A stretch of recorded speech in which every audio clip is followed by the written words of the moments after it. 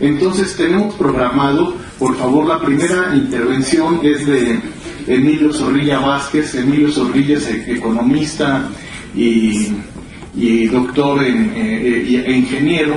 No quiero llevar mucho tiempo presentando los currículums. Hizo estudios en Estados Unidos, en México ha sido consultor e impulsor de unas diversas gama de parques industriales. Él vivió muy desde dentro del proceso de sustitución de importaciones en nuestro país, fue asesor directamente del general Lázaro Cárdenas, en varias ocasiones ha tenido responsabilidades también con por lo menos 2 presidentes de la República, y bueno, es alguien que ha estudiado, ha conocido y ha experimentado muy de cerca como impulsor todos estos procesos de desarrollo en torno al sector energético. Entonces, sin más, le cedemos la palabra a Emilio Zorrilla Vázquez, por favor. Muchas gracias, muy amables. Desde luego, en primer lugar, mi agradecimiento a Foro Petróleo y Nación por esta invitación, y nada menos que a mis distinguidos senadores Encinas y Padierna para hacer algunos comentarios. En brevísimo lapso intentaré comentar algunos aspectos del libro. A mi parecer refleja la encrucijada en que se encuentra México, por un lado en el trinomio ético-político, el interés público y el privado, y todavía otro, el interés y autodeterminación nacional. Los 3 aglomerados en la reforma energética. Estimo que se trata de un ejercicio de análisis, reflexión y crítica constructiva y propositiva de la reforma, bajo un enfoque multidisciplinario que busca enriquecer el debate para depurar y precisar algunas de las características de la reforma y coadyuvar al encuentro constructivo en lo factible de los contrastes de política económica y social implicados. De tal manera que de su lectura creo menester primero ubicarle contextualmente y segundo en su contenido. En el contexto de la narrativa podríamos postular que el modelo de desarrollo donde se prioriza el mercado como rector esencial de los requerimientos del desarrollo social, acompañado por la acumulación polarizada y las desigualdades, es común que para abatir aquellos vía el empleo y el crecimiento dinamizados suele surgir el pragmatismo como un criterio base de las políticas públicas. Si bien este camino y sus fines tienen cierta lógica para mantener el equilibrio social e intentar elevar el bienestar, es propenso a priorizar la inversión como eje de acción nacido de la ecuación neoclásica importada por los populares ya hoy día modelos financieristas franco o pseudo neoliberales del desarrollo económico y social. En tales casos, la observación internacional señala la aparición de obstáculos en el trazo caminero, cuando las condiciones objetivas precipitan efectos contrarios como el entorpecimiento del crecimiento del mercado, aumento de la exclusión, de la desigualdad, favoreciendo el endeudamiento y o déficit fiscales, y generan una creciente presión sobre las finanzas públicas y se hace propenso a los embates de la geopolítica. Importante que sin duda es la inversión, nos encontramos que no es el único factor del crecimiento para el progreso socioeconómico.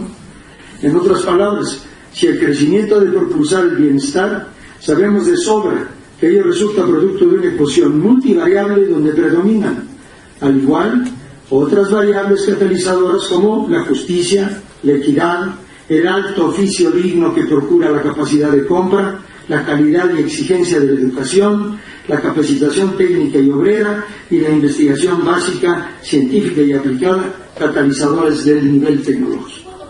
Y evidentemente, otros factores claves como los monetarios, la prudencia financiera y presupuestal y la administración de justicia en un campo parejo, para solo nombrar algunos. Destaco que algunas de estas consideraciones son justo lo que se destila constructivamente en el libro que se presenta.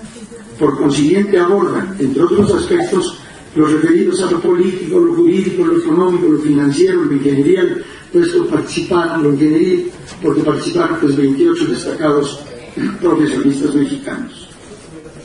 Y lo relativo a recursos energéticos renovables también, como la gestión, así como la gestión per se.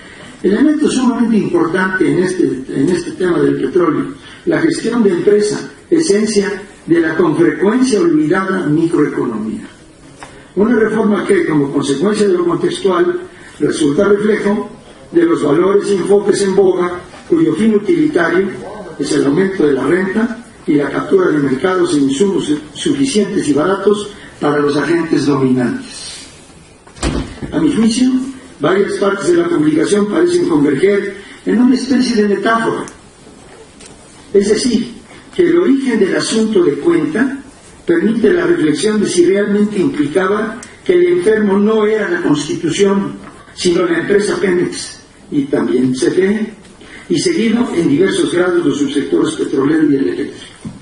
El libro exhibe diversos síntomas relacionados que usualmente provienen de cepas técnicas, por ejemplo, 1. Modernización y planeación. 2. Alternativas y optimización de procesos y tecnologías. 3. De justo técnicas administrativas y organizacionales. Y 4. De criterios financieros y fiscales indispensables para considerarles en detalle en la pretensión y acción política pretendidas y aplicadas de la reforma y sustentados en causa y efecto y del costo-beneficio casuístico de las medidas propuestas para su ajuste intertemporal, así como la perspectiva y necesidades de fondeo de la investigación y el desarrollo tecnológico y la posible reingeniería estructural de una organización fracturada en Pemex años en centros de utilidad en vez de centros de costos, contrario a lo usual en la industria, y la gran diferenciación evidentemente de cómo se trata a Pemex y a sus competidores en materia impositiva. Ello sin negar el conveniente adelgazamiento de la empresa. En el sustrato del contenido del libro hay otro denominador común, que es la invitación repetida a la prudente conservación de los recursos naturales con que la naturaleza dotó al país, vistos como palancas de la secular y prospectiva capacidad financiera del país y su desarrollo soberano asegurado con la destreza y mesura técnica y administrativa, sobre todo en tratándose de recursos naturales finitos, y siempre evaluando el impacto de la reforma sobre el fundamental efecto social y de bienestar sobre y del pueblo mexicano a corto y largo plazo. Esto es fácil de dilucidar si, por ejemplo, recordamos la contribución que antes de la reforma Pemex aportaba al fisco cerca de $1 billón anuales hasta alcanzar el fondeo del 40% del presupuesto federal. A mayor abundamiento, la narrativa hace referencia de que resulta complejo basar las expectativas de elevadas inversiones y rendimientos en la explotación de aguas profundas a la luz de más de 25 pozos exploratorios ya realizados sin resultados. Y por el otro, la pretendida extracción de aceite y gas no convencionales de lutitas, ampliamente cuestionada por sus efectos ecológicos, costos y tecnología. En ambos casos, la viabilidad a plazo es aún más incierta al verse afectadas por el desplome del precio del barril. Abreviando por el tiempo, solo a modo de muestras, apunto algunas de las inquietudes específicas tratadas en el libro y aún persistentes y que abren la puerta al corolario con que voy a terminar. Primero, la relación entre las previsiones reales de la demanda nacional respecto a proponer, sin embargo, 2 y más veces mayores volúmenes de producción de crudo, acaso fundados en las referidas aguas profundas y la debida explotación de lutitas, que varios países, por cierto, han prohibido. Y por cierto, también, Estados Unidos ya ha hecho estudios muy profundos porque tienen gran preocupación de su agotamiento acelerado. Hablo de los pozos de lutitas. Y por otra parte, de un costo estratosférico que va entre $60 y $80 por barril. Y requiriendo para ello pues enormes inversiones de difícil recuperación. Segundo, el también mencionado énfasis original en la exploración y explotación en esas aguas profundas de altos costos, en vez de priorizar aguas someras y territoriales, todo lo cual, según los voceros de la reforma, implicaría la llegada de más de decenas de miles de millones de dólares a diferentes plazos, aplazando sus efectos a varios quinquenios por venir. Tercero, relacionado, que como resultado de la reforma se ocasionaría que el crecimiento del país pasaría de 1.9% anual promedio de los últimos quinquenios a 6-7% en el marco, francamente, de un modelo económico inexplícito que lo sustentase, pues la inversión, reitero, cuando condicionada a su eficiencia en costo-beneficio y en sus elasticidades, no es, reiteramos, el único motor del crecimiento. Cuarto, según la información disponible, Se comenta también el parcial tratamiento relativo a la refinación ante la persistente importación de petrolíferos y derivados petroquímicos que ya asciende a más de 50.000 millones de dólares anuales. Ligado esto a la posibilidad, evidentemente, que no se ha tratado lo suficiente de fondear la erección y reconfiguración de varias refinerías con parte de estos recursos.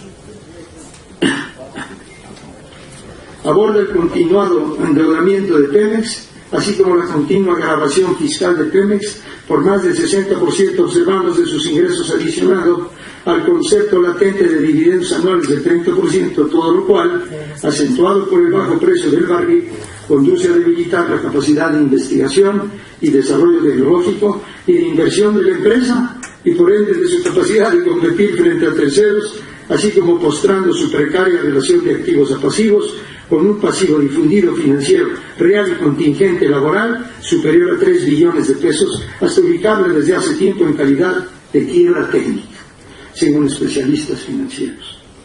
Séptimo, la postulación intrínseca de la reforma sobre la imperiosa necesidad de una enorme inversión extranjera frente a disponibilidades nacionales potenciales como las siguientes. Una, beneficios fiscales se difunde de al menos 200.000 millones de pesos anuales a empresas y particulares por condonaciones, diferimientos, quitas, etc. Segundo, aún sustanciales reservas del Banco de México. 3. Alternativa de redirigir parte del elevado gasto corriente presupuestal a los sectores petrolero y eléctrico. 4. Recursos en Afores por más de 2 billones de pesos, parte de los cuales ya se canalizan en inversiones denominadas de riesgo. 5. La transferencia de ciudadanos mexicanos a bancos e inversiones extranjeros que superan los 100.000 y algunos dicen 200.000 millones de dólares. Y 6.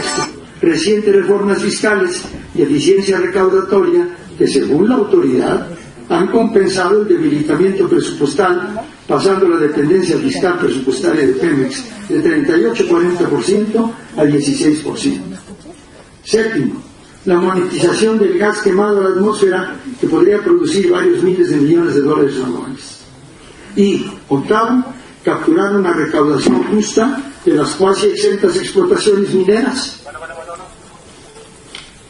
Retomando la idea, aparte y no menor, se mantiene la cuestionable hipótesis de que la reforma beneficiaría a la industria de transformación. Yo me pregunto cómo, al observar, y el libro también evidentemente, que prácticamente se desmanteló esa industria de transformación manufacturera de bienes intermedios y de capital desde los prolegómenos del Telecán.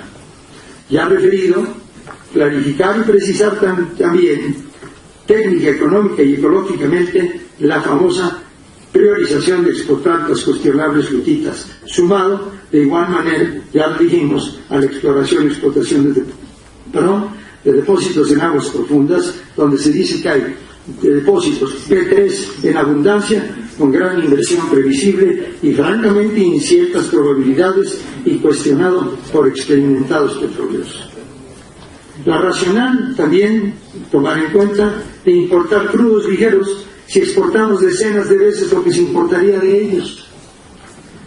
Su vinculación con la refinería Este Punto de Deer Park en Estados Unidos y la extinción de Pemex International. Asuntos que sería muy interesante investigar a fondo. Así como lo previsible del precio de las gasolinas. ¿Bajarán? ¿No bajarán? Turbocina y de diésel, y el grado y forma del engranaje de las gasolineras extranjeras. ¿Cómo van a entrar? ¿Cómo se les va a tratar? 12. Se alude a la conveniencia de uniformar y centralizar la información divulgable sobre reservas nacionales de hidrocarburos. Además, el tratamiento de los derechos de los propietarios de tierras con recursos petroleros potenciales no está claro. Naturaleza de los rendimientos y rentas para el Estado en las rondas de licitación. Cada vez va a bajar más la renta para el Estado y evidentemente tendrá un sacrificio fiscal. Y el rol efectivo tecnológico del Instituto Mexicano del Petróleo, abandonado tantos sexenios, y cuestiones estas, entre otras, que es menester esclarecer y detallar que preocupan a los mexicanos respecto a su México petrolero. Para concluir, quedan pues diversas interrogantes que se prestan a un continuado análisis constructivo y propositivo que permita profundizar, afinar y seguir los pasos de la reforma y contribuir a su permanente evaluación y ajuste a las circunstancias que requiere el país. En este terreno surgen tres vertientes y quisiera yo compartirlas con ustedes que quedan para mí adicionales. Una, la fiscal, implicando la aportación correspondiente nacional. Debo terminar. La fiscal implicando la aportación correspondiente nacional, considerando la situación correlativa mencionada en la industria minera y en las grandes empresas. Vis-a-vis que la inversión extranjera contemplada. Entonces, ¿queremos sustituir las reformas fiscales con inversión extranjera o requerimos una reforma fiscal verdadera y a fondo progresiva? Por otra parte, otro elemento muy importante, la situación financiera del país en torno a tres elementos. Ojo, o sea, la balanza de pagos, la balanza de divisas y la cuenta corriente, a la luz del caudal de inversión y gasto presupuestos, en función de la inversión extranjera promovida estos últimos quinquenios, la supuesta en las rondas previstas, el propio Telecán y el advenimiento del ATP, situación que reflejará con creciente importancia el tema de los niveles prospectivos de capitalización o descapitalización del país, acaso ampliando el análisis de esta y otras reformas de lo político constitucional al de la salud de las finanzas públicas mexicanas. Y tres, asegurar los campos y las reservas, consolidar y racionalizar la gestión, así como la capacidad financiera y tecnológica competitiva de Pemex y de CFE, fines torales propalados por la reforma misma según sus autores. El contenido del libro propone, por tanto, que el debate e intercambio constructivo y propositivo sigue abierto de par en par. Muchas gracias.